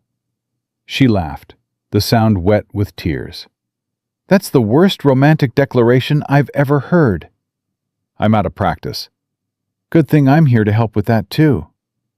She leaned into him, her forehead resting against his chest. We're really doing this? Partnership in business and everything else? If you'll have me. I'll have you. She looked up, her smile trembling but real. Equal partners? Equal partners. Daniel pressed his lips to her forehead, breathing in the scent of soap and determination that was purely Eliza. In everything. They stood like that in the kitchen, holding each other, while outside the Texas night pressed close, and the ranch they'd fought so hard to save settled into peaceful darkness. The next morning brought new challenges. Fences to mend, cattle to check, supplies to order. But for the first time in years, Daniel faced the work with something other than grim determination. He faced it with hope, with partnership, with love. Eliza was in the kitchen before dawn, as always. But when Daniel came in for coffee, she handed him a cup and kissed his cheek like it was the most natural thing in the world. Tom saw it and grinned. Billy saw it and whooped. The other hands saw it and exchanged money. Apparently, they'd been betting on when the boss and Miss Eliza would finally figure it out. You all knew? Daniel demanded. Boss, everyone knew except you two, Tom said. Been obvious for weeks. Eliza laughed, her face flushed. We're that transparent? As glass, ma'am, Billy grinned. But we're happy for you, both of you. That afternoon, a telegram arrived from Ruth Morrison. Briggs had officially withdrawn all legal challenges and was selling his northern properties. The water rights would go to public auction next month, and Morrison had found investors willing to help Red Creek Ranch purchase them. It's over, Eliza said, reading the telegram twice to be sure. The fighting, The legal battles. It's actually over. Not over, Daniel corrected. Just beginning. We still have a ranch to run, cattle to raise, a future to build. Our future, Eliza said softly. Our future, Daniel agreed. But that night, as they sat on the porch watching the sunset paint the Texas sky in shades of gold and crimson, a single question remained between them, unspoken but present. They were partners in business. They'd admitted they were falling in love. But what happened next? How did two people who'd been alone for so long learn to truly build a life together? Eliza seemed to sense his thoughts. She reached over and took his hand, threading her fingers through his. "One day at a time," she said quietly. "That's how we do this. One day, one decision, one moment at a time." Daniel squeezed her hand, feeling the calluses from work, the strength that had saved his ranch and maybe his life. "One day at a time," he repeated. "Together." The word hung in the evening air, a promise and a prayer and a hope all wrapped into one. Together. It was everything. Together meant waking up to coffee already made and Eliza's quiet humming in the kitchen. It meant Daniel asking her opinion on cattle rotation and actually listening when she suggested changes. It meant working side by side in the office late at night, their hands brushing over ledgers, their voices low and comfortable. It meant the ranch hands stopping their snickering about the boss and Miss Eliza and starting to treat them like what they were, a unified force. 3 weeks after Fort Worth, Billy asked the question everyone had been wondering. "Boss, when you and Miss Eliza getting married?" Daniel nearly choked on his coffee. Eliza's face flushed red, but she didn't look away. "That's personal, Billy," Daniel managed. "Is it, though?" Tom interjected, grinning. "Whole ranch knows you're courting. Whole town knows. Even Briggs probably knows by now." "Let him know," Eliza said quietly, her eyes meeting Daniel's across the table. "Let everyone know." The certainty in her voice made Daniel's heart pound. They hadn't talked about marriage explicitly, hadn't made plans beyond running the ranch together. But the way she looked at him now said everything words couldn't. "Soon," Daniel said, still holding her gaze. "We'll talk about it soon." The men whooped and congratulated them like it was already decided. Maybe it was. That afternoon, a visitor arrived. Not Briggs, but his wife, Margaret. She came alone, in a simple buggy, her face drawn and tired. "Mrs. Briggs," Daniel said carefully, stepping out to meet her. "What can I do for you?" "I need to speak with Miss Hart," Margaret said. "Privately, if possible." Eliza emerged from the house, wiping flour from her hands.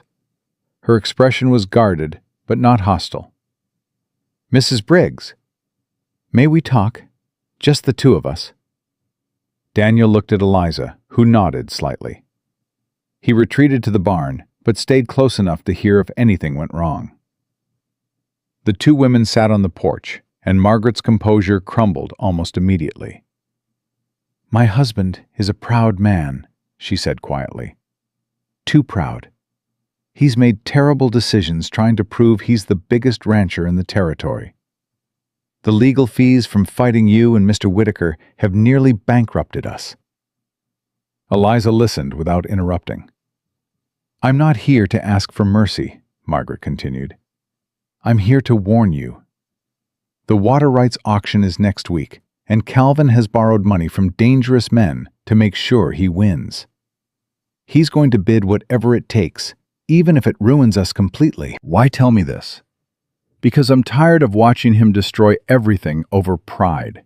Margaret's voice shook. "And because you stopped him in Fort Worth.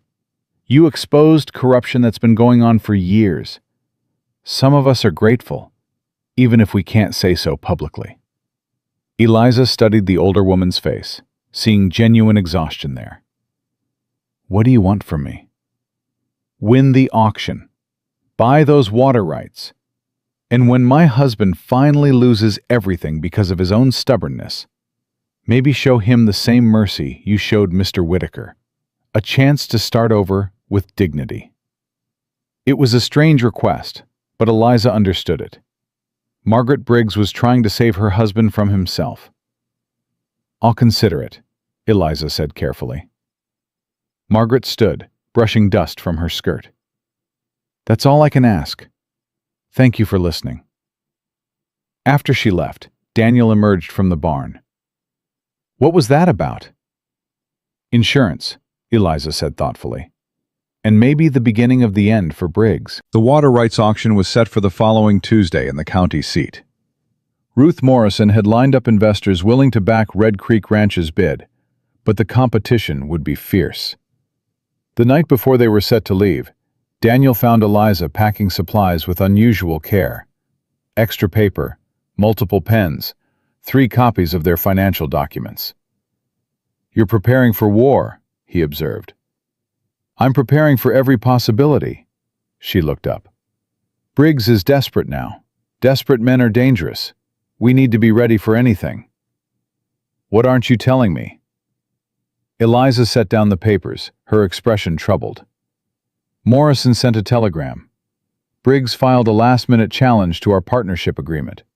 Claims it's fraudulent because I'm a woman, and women can't own property in Texas without a husband." Daniel felt ice in his veins. "That's not true. Women can own property. Married women can, with certain restrictions. Single women can, in theory, but it's rarely tested in court." Eliza's voice was steady, but her hands trembled slightly. "He's trying to invalidate our partnership on a technicality." "Morrison can fight it." "She will. But if the judge is sympathetic to Briggs, we could lose everything before the auction even starts." Eliza met his eyes. "There's one way to make it absolutely airtight." Daniel understood before she said it. "Marriage." "If we're married, my ownership is legally protected under spousal property rights. The partnership becomes unassailable." She spoke quickly, clinically, like she was presenting a business proposal. "It's purely practical. We don't have to. It doesn't have to mean—" "Stop." Daniel crossed to her, taking her shaking hands in his. "Eliza, stop." She fell silent, her eyes wide and scared. "Is that really how you want this?" Daniel asked gently. "A marriage of legal convenience to protect the ranch." "I want us to win," she whispered. "I want us to be safe. I want—" Her voice broke. "I want everything, Daniel. But I'm terrified to ask for it." "Then let me ask." He pulled her closer. "Eliza Hart, I love you. Not because you saved my ranch. Not because you're brilliant at business. Not because you make the best biscuits in Texas, though that helps." She laughed wetly. "I love you because you walked 5 miles in the heat for a chance. Because you stand up to men twice your size and never back down.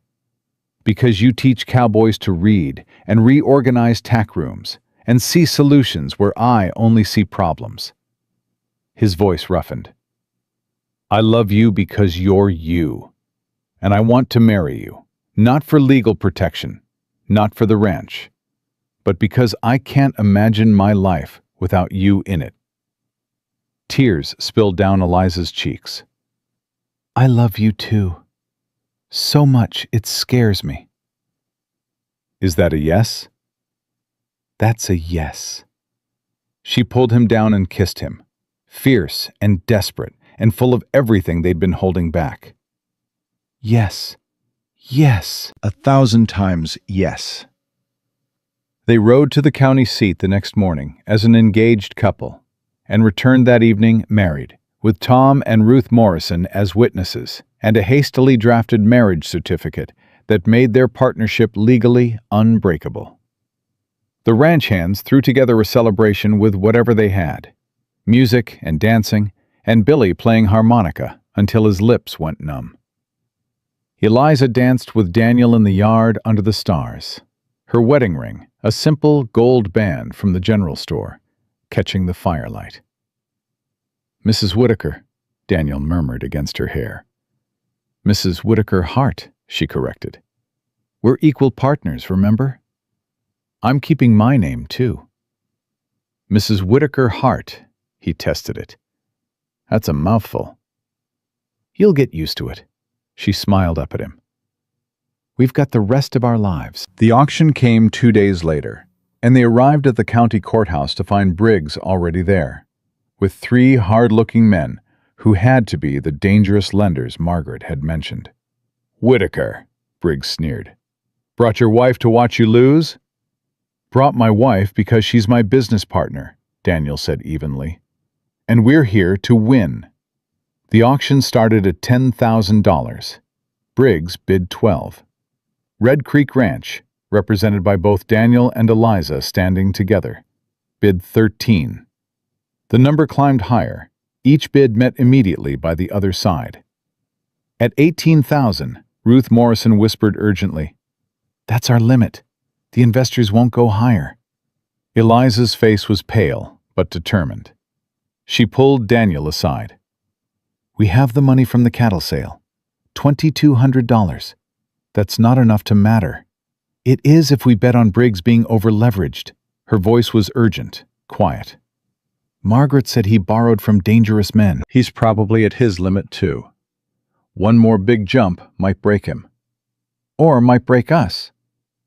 It's a risk. But when has playing it safe ever worked for us?" Daniel looked at his wife, this woman who'd risked everything to save his ranch, who'd just married him to protect their future, who believed in bold moves and calculated gambles. "Do it," he said. Eliza stood. $20,000. The room went silent. It was an enormous jump, far beyond normal auction strategy. Briggs's face went red, then white. "20,000?" the auctioneer confirmed. $20,000, Eliza repeated clearly. Briggs turned to confer with his lenders.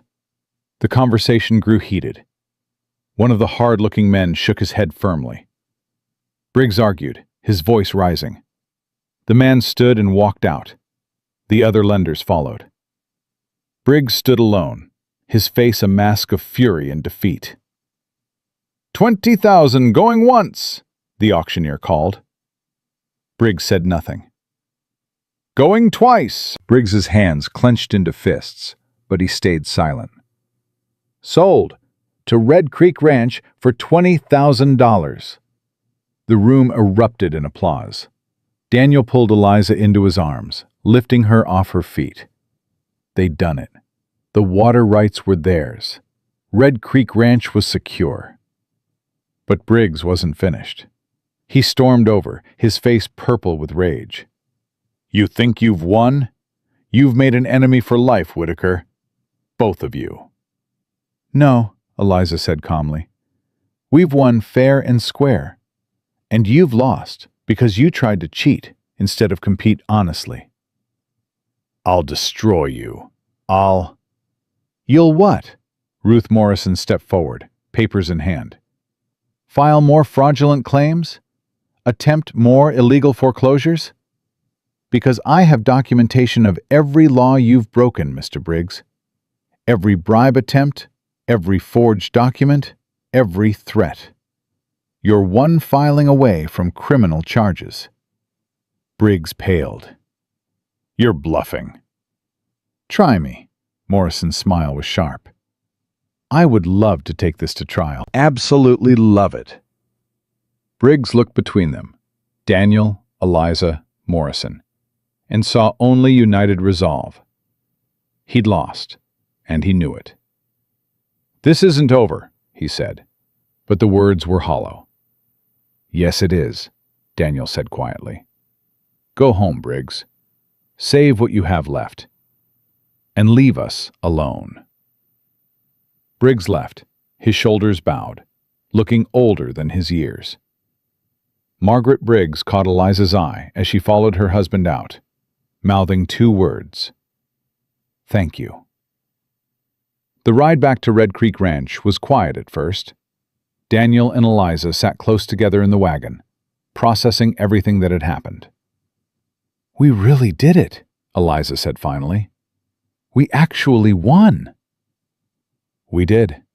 Daniel pulled her closer. You did. That final bid, that was brilliant. That was desperate, she corrected.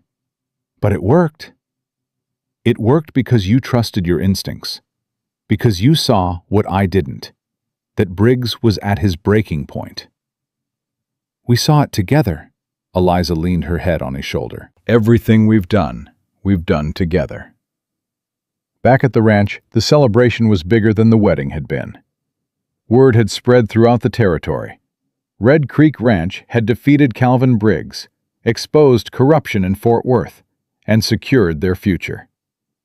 Other ranchers came to congratulate them, to talk about forming an alliance of honest dealers, to ask Eliza's advice on their own business troubles. She answered every question with patience and intelligence, and Daniel watched with pride as his wife, his partner, showed everyone exactly why she was worth believing in. Late that night, after the last guests had left and the ranch had settled into peaceful darkness, Daniel and Eliza stood on their porch, looking out at the land they'd fought so hard to save. What are you thinking? Eliza asked. That 3 months ago I was alone and failing and ready to give up, Daniel said quietly.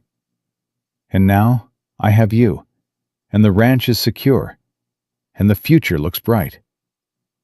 It feels like a dream. It's not a dream, Eliza took his hand. It's what happens when two people refuse to give up, when they fight for what matters, when they choose each other. I'll choose you every day for the rest of my life, Daniel said. Good, she smiled up at him. Because you're stuck with me now. Legal partnership, marriage certificate, and all. He kissed her, slow and tender, tasting victory and promise and forever. What happens next? He asked when they finally pulled apart. We build, Eliza said simply. We run this ranch together. We make it prosper. We help other ranchers stand up to men like Briggs. We teach more cowboys to read. We prove that partnerships built on respect and equality are stronger than anything else. She paused. And maybe someday, if we're lucky, we fill this ranch with a family who knows what real partnership looks like. Daniel's chest tightened with emotion. A family. Someday, her voice was soft. When we're ready. No rush. No rush, he agreed. We've got time. They stood together under the Texas stars. Two people who'd found each other against impossible odds, who'd fought corruption and saved a ranch, and built something stronger than either of them could have alone. The woman who'd walked 5 miles in the summer heat for a chance had found a home. The man who'd been drowning in debt and despair had found hope. And together, they'd found love. Red Creek Ranch thrived under their partnership, not because one person controlled it, but because two people shared it equally. They made decisions together, fought battles together, celebrated victories together. The ranch became known throughout Texas as a model of honest dealing and fair business. And Eliza's reputation shifted from that Chicago woman to the brilliant partner who saved Red Creek Ranch.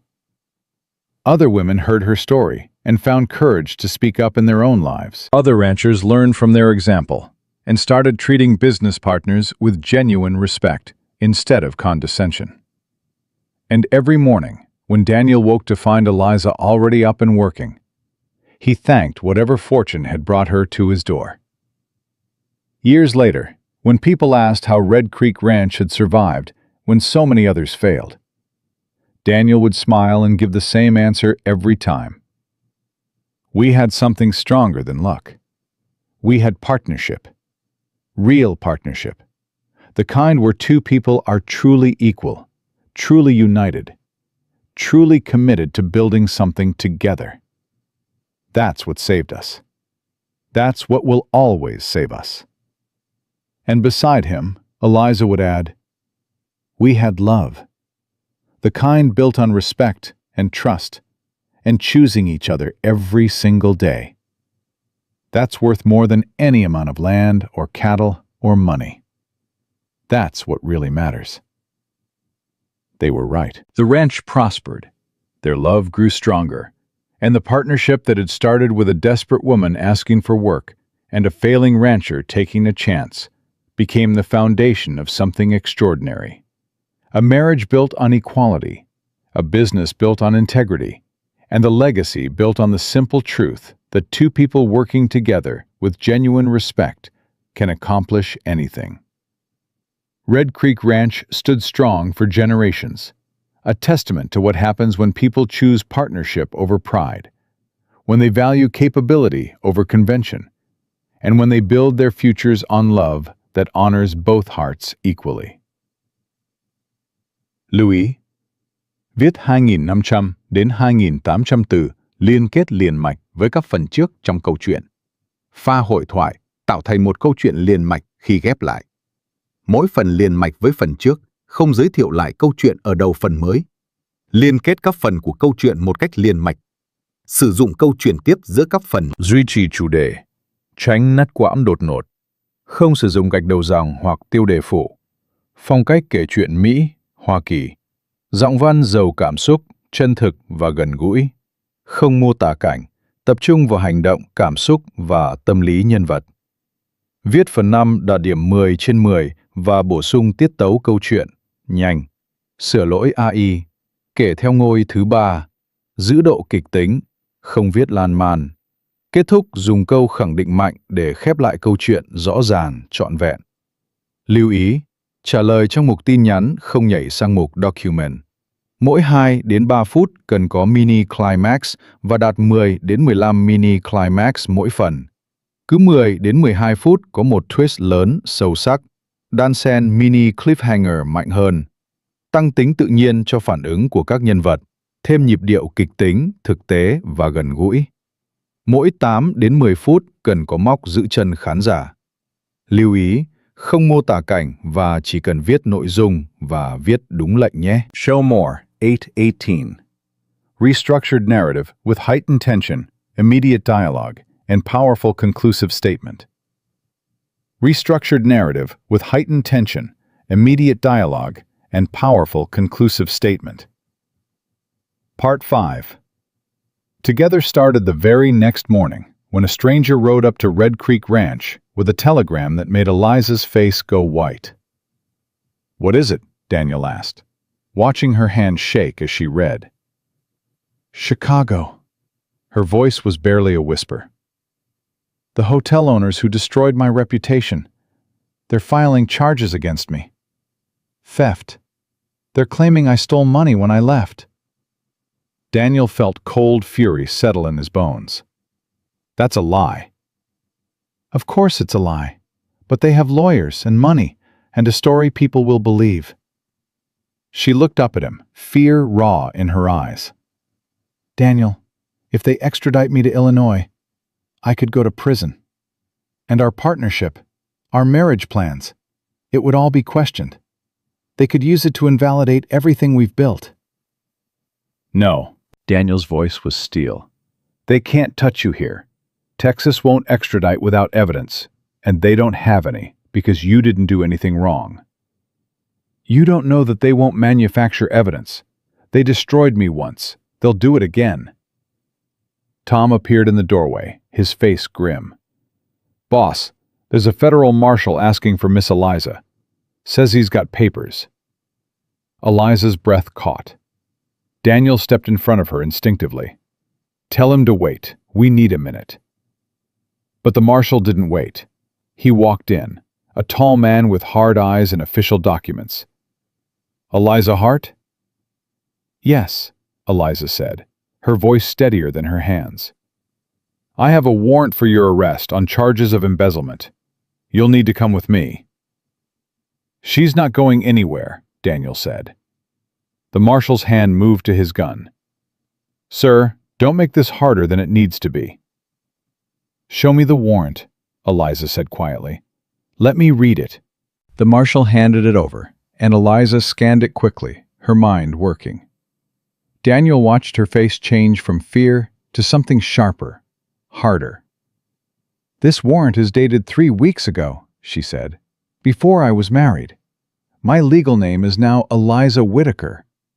This warrant is for Eliza Hart, unmarried woman of Chicago. That person no longer exists in the eyes of Texas law." The marshal frowned. "That's a technicality." "It's the law." Eliza's voice was calm now, confident.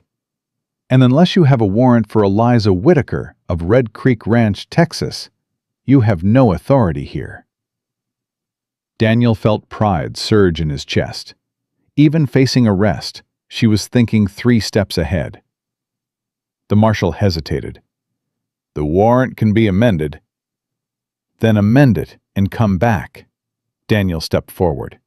"Until then, my wife stays on our property. You want to argue about it? We'll get our lawyer involved. Ruth Morrison, you might have heard of her. She loves cases like this." The mention of Morrison made the marshal pause. Everyone in Texas legal circles knew Ruth Morrison didn't lose. "I'll be back," the marshal said. "Don't leave the county." After he left, Eliza collapsed into a chair, her strength finally giving out. "They won't stop. They'll amend the warrant. They'll send him back.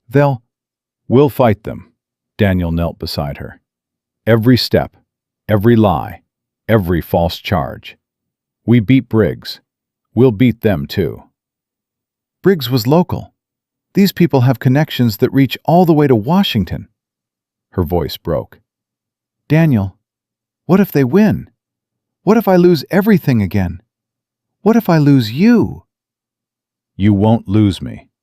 He gripped her hands. "Eliza, listen to me. I don't care what they say you did in Chicago. I don't care what charges they manufacture. I know who you are. The ranch hands know. Tom knows. This whole territory knows. You're not the woman they're describing. You're the woman who saved Red Creek Ranch. And we protect our own." She pulled him close, her face pressed against his shoulder. And for the first time since he'd known her, Eliza Hart Whitaker let herself cry. Really cry. All the fear and pain and exhaustion pouring out. The telegram to Ruth Morrison went out within the hour. Her response came back fast. "Don't say anything. Don't sign anything. I'm coming." She arrived the next day with another lawyer, a man named Edward Chen, who specialized in interstate legal disputes. "The charges are fabricated," Chen said after reviewing everything. "I've dealt with these hotel owners before. They do this to employees who speak up. Ruin them legally, so no one else dares to talk." "Can you stop the extradition?" Daniel asked. "I can fight it, but it'll be expensive, and it'll take time." Chen looked at Eliza. "They're counting on you not being able to afford a real defense. That's how they usually win." "We can afford it," Daniel said immediately. "The cattle sale money," Eliza started, "is our money, and we're using it to fight this." Daniel's voice left no room for argument. "How much do you need, Chen?" $1,000 to start. Maybe more depending on how hard they push." It was a huge amount, but Daniel didn't hesitate. "You'll have it tomorrow." After the lawyers left to start filing motions, Eliza stood at the window, her arms wrapped tight around herself. "I'm bringing danger to this ranch," she said quietly. "To you. Maybe I should just go back to Chicago, face it alone, protect what we've built here." "No." Daniel crossed to her, turning her to face him. "You're not doing this alone. That's the whole point of partnership, Eliza. We face things together, the good and the bad and the terrifying." "But if they take me—" "They won't." His voice was fierce. Because we're going to expose them first. We're going to show everyone exactly what kind of people they are. And we're going to make sure the truth comes out." "How?" Daniel smiled grimly. "By doing exactly what you did in Fort Worth. We document everything. We find witnesses. We build a case so strong they can't fight it." Over the next 3 days, Eliza wrote down everything she remembered about Chicago. Every conversation, every instance of theft, every time the hotel owners had skimmed from employee wages. She documented names, dates, amounts. And Daniel sent telegrams, dozens of them, to former employees of that Chicago hotel, asking if they'd be willing to testify about what they'd witnessed. The responses started coming back. Not all of them were willing. Some were too scared. But enough said yes. Enough were tired of watching corruption win. "We have 12 witnesses," Eliza said, reading through the telegrams. 12 people willing to swear that the hotel owners were stealing and that I reported it honestly. "Then we have a case," Ruth Morrison said. She'd set up a temporary office in the ranch house, working around the clock. "Chen is filing a motion to dismiss based on fraudulent charges. If we can show a pattern of retaliation, the warrant will be invalidated." But that night, a fire broke out in the barn. Tom caught it early, and they managed to save the horses and most of the equipment, but the damage was significant. And in the ashes, they found a kerosene can that didn't belong to Red Creek Ranch. "Arson," Tom said flatly. "Someone set this deliberately." Daniel's hands clenched into fists. "Briggs." "Maybe. Or maybe those Chicago people have longer reach than we thought." Tom looked at Eliza. "Ma'am, someone's trying to scare you." "They're succeeding," Eliza admitted, her voice shaking. But then her chin lifted. "But scared doesn't mean defeated. We rebuild the barn. We keep fighting."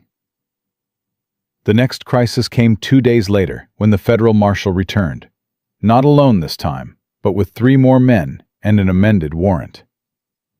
"Eliza Whitaker, formerly Eliza Hart," the marshal announced. "You're under arrest for embezzlement and fraud." Daniel stepped between them. "You're not taking her." "I have a legal warrant. Move aside or I'll arrest you too." "Then arrest me." Daniel's voice was calm, absolute. "Because you're not touching my wife." The other ranch hands materialized from the barn, from the fields, from the bunkhouse. Tom, Billy, and 8 other men, all armed, all standing with their boss. The marshal's hands moved to their guns. Daniel didn't move. "This doesn't have to get violent," the lead marshal said. "You're right, it doesn't."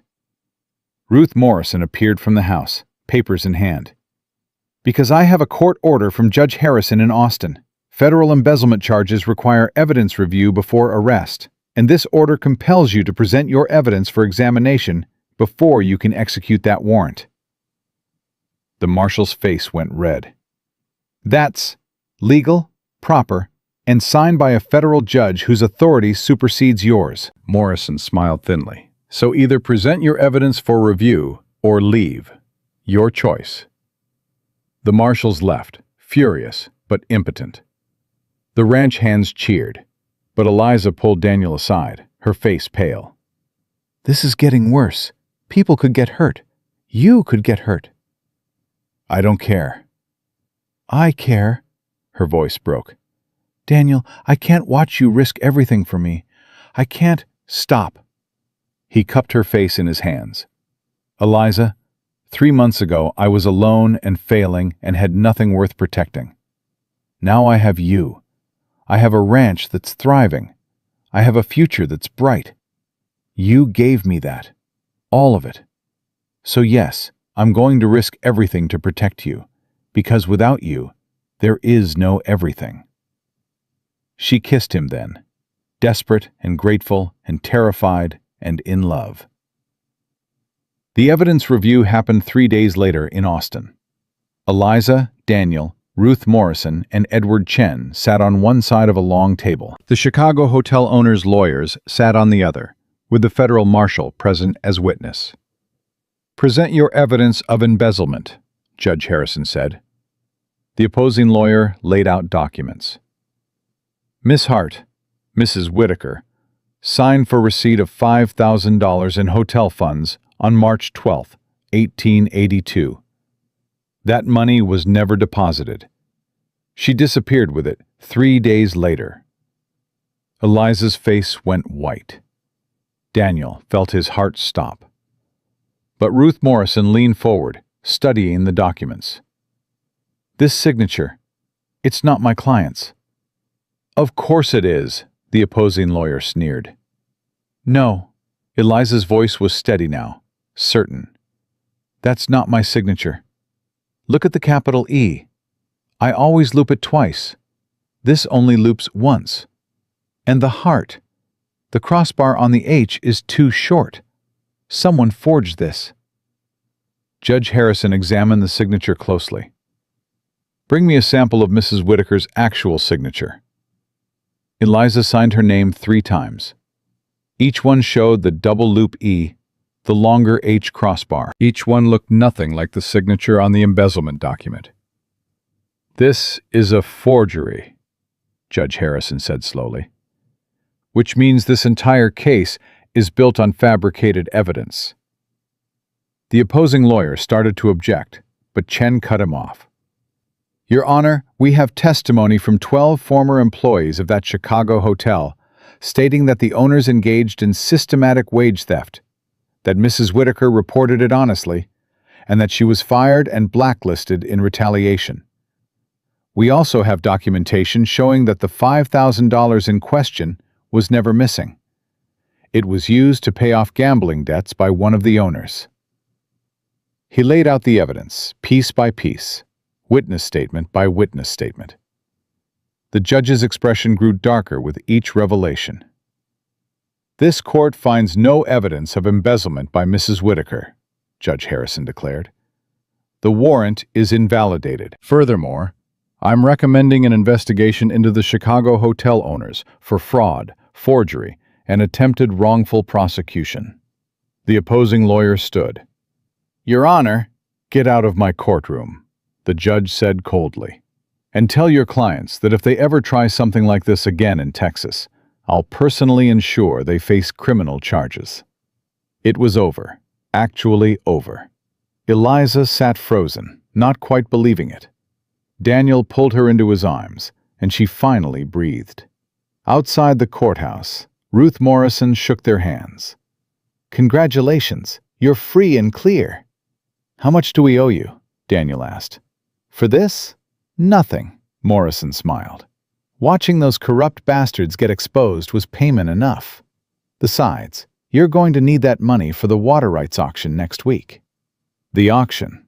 Daniel had almost forgotten in the chaos. They returned to Red Creek Ranch to find the barn already being rebuilt. Neighbors from surrounding ranches had shown up to help, having heard about the fire and the legal battle. "Figured you could use some support," one of them said. "After what you did in Fort Worth, exposing those rigged scales, you made life better for all of us. Time we return the favor." The water rights auction came the following Tuesday. Daniel and Eliza arrived at the county courthouse to find Calvin Briggs already there, but this time he looked defeated, diminished. The bidding started at $10,000. Briggs bid $11,000. Daniel bid $12,000. The number climbed slowly, carefully, both sides testing limits. At $15,000, Briggs hesitated. At $17,000, his face showed strain. At $18,000, he looked at Eliza with something that might have been respect, mixed with hatred. $19,000, Daniel said clearly. Briggs opened his mouth, then closed it, shook his head. "Going once," the auctioneer called. "Going twice. Sold to Red Creek Ranch for $19,000. They'd won. The water rights were theirs. Red Creek Ranch was secure. truly, completely secure. Briggs approached them afterward, his shoulders bowed. "You beat me fair, I'll give you that." "It didn't have to be a fight," Eliza said quietly. "If you'd competed honestly from the start." "I know." Briggs's voice was heavy. "My wife told me the same thing. Said I let pride destroy everything." He looked at Daniel. "Your partnership, the way you run things together, equal-like. Maybe that's the way forward. Maybe I've been doing it wrong all these years." It wasn't quite an apology, but it was acknowledgement. Daniel accepted it with a nod. As Briggs walked away, Eliza squeezed Daniel's hand. "We did it. All of it. The ranch is saved. The charges are dropped. We're free." "We're free," Daniel agreed. "And we're together." That night, they gathered everyone on the ranch. All the hands, Tom, Billy, even some neighboring ranchers who'd helped rebuild the barn. Eliza cooked a feast that had people talking about it for years. And when the eating was done and the music started, Daniel stood and raised his glass. 3 months ago, a woman walked 5 miles in the Texas heat to ask me for a job, he said. I almost turned her away. Almost said no to the best thing that ever happened to me. He looked at Eliza, his heart in his eyes. She saved this ranch. But more than that, she saved me. Showed me that partnership built on respect and equality is stronger than anything else. Showed me that love isn't about one person being in charge. It's about 2 people choosing each other every single day. Eliza stood, her hand finding his. And he gave me something I thought I'd lost forever. A place where my skills mattered more than my gender. Where speaking truth was valued instead of punished. Where I could be everything I was meant to be. Her voice grew stronger. We built something here that matters. Not just a successful ranch. A model for how people can work together. How partnerships can be truly equal. How love can be both fierce and gentle. To Red Creek Ranch, Tom called out, and to the partnership that saved it. To Red Creek Ranch, everyone echoed. The celebration lasted into the night, but eventually people drifted away to bed, leaving Daniel and Eliza alone on the porch under the stars. What are you thinking? Eliza asked, her head resting on his shoulder. That I'm the luckiest man in Texas, Daniel said. That against all odds, I found you. We found each other, and we built something real. We built something permanent, Eliza corrected softly.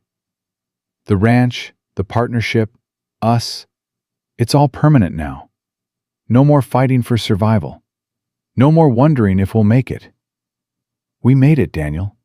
We actually made it. He kissed her, slow and deep and full of promise. This is just the beginning, you know. We've got years ahead of us, decades, a whole lifetime of working together. I know. Her smile was radiant, and I can't wait for all of it. Months passed. The ranch prospered under their joint leadership. Other women heard Eliza's story and found courage to speak up in their own lives. Other ranchers adopted their partnership model, discovering that shared power was stronger than hoarded control.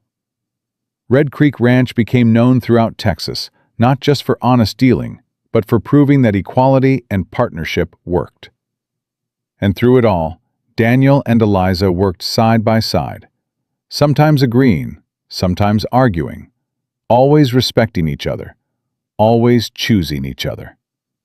They were partners in business, partners in life, partners in everything that mattered. Equal, united, unbreakable. Red Creek Ranch stood strong, built on a foundation of mutual respect, honest work, and love that honored both people equally. A testament to what happens when 2 people refuse to give up, refuse to accept less than they deserve, and refuse to let the world tell them what's possible.